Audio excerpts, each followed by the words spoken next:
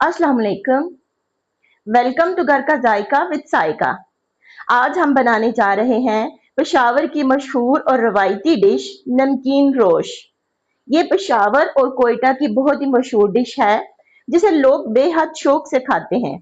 हर इलाके की अपनी एक रवायती डिश होती है जो उस इलाके की पहचान बन जाती है, और नमकीन रोश भी इन्हीं खास रवायती खानों में से एक है। जब भी हम किसी दूसरे शहर जाते हैं तो वहां की मशहूर डिश जरूर चखते हैं, और नमकीन रोस्ट भी ऐसी ही एक खास डिश है जो अक्सर स्पेशल ऑर्डर पर बनवाई और खाई जाती है। इस डिश का असल जायका बकरे या गाय के गोश्त और चर्बी को हल्की आंच पर दम देकर पकाने से आता है। तो रेसिपी शुरू करने से पहले जल्दी से चैनल को सब्सक्राइब कर लें और वीडियो को लाइक और शेयर करना मत भूलें। अंदाज भी अपना और तरीका भी अपना। चले शुरू करते हैं आज की मजेदार नमकीन रोश की रेसिपी।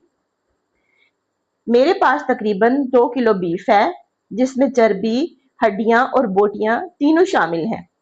कुछ लोगों के मुताबिक गोश्त को धोए बगैर पकाना चाहिए, लेकिन पसंद अपनी अपनी होती है।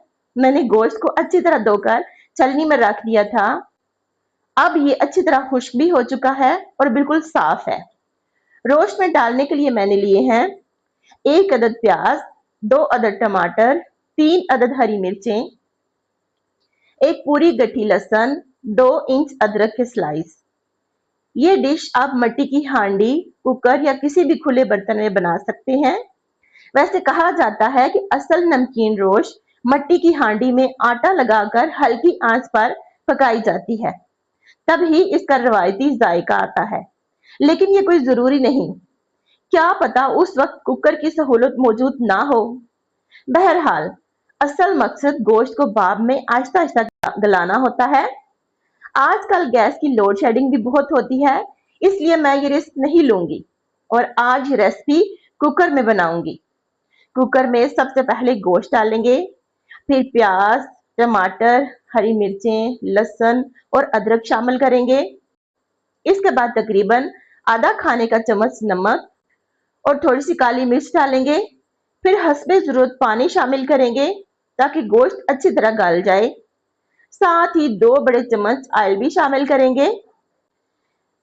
वैसे इस डिश में आलू का भी इस्तेमाल किया जाता है, लेकिन मैं आज आलू इस्तेमाल नहीं करूंगी। सब चीजें शामिल करके अब कुकर का लिड लगाकर हल्की आंच पर तकरीबन 1.5 घंटे के लिए पकने देंगे। 1.5 घंटे के बाद चले देखते हैं हमारी नमकीन रोश तैयार हुई है या नहीं।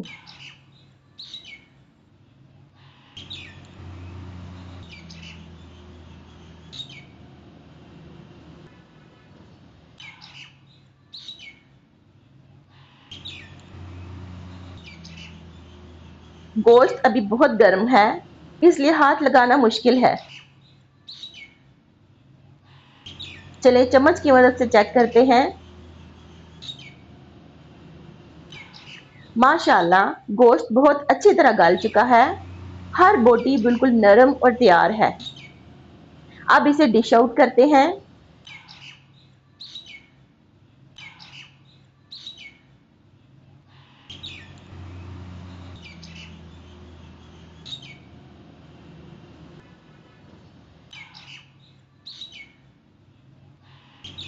देखें गोश्त किस कदर नरम और रसीला है, बिल्कुल मलाई की तरह नरम, और जायका ऐसा कि एक बार खाएं तो बार बार बनाने का दिल करे।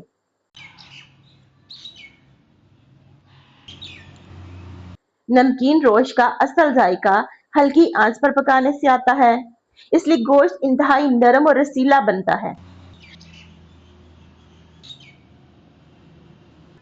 चर्बी की वजह से इसमें एक खास खुशबू और मुनफरिद जायका आता है, जिसे लोग बेहद पसंद करते हैं। उम्मीद है आपको आज की ये रेसिपी जरूर पसंद आई होगी। आप भी इसे जरूर ट्राई करें।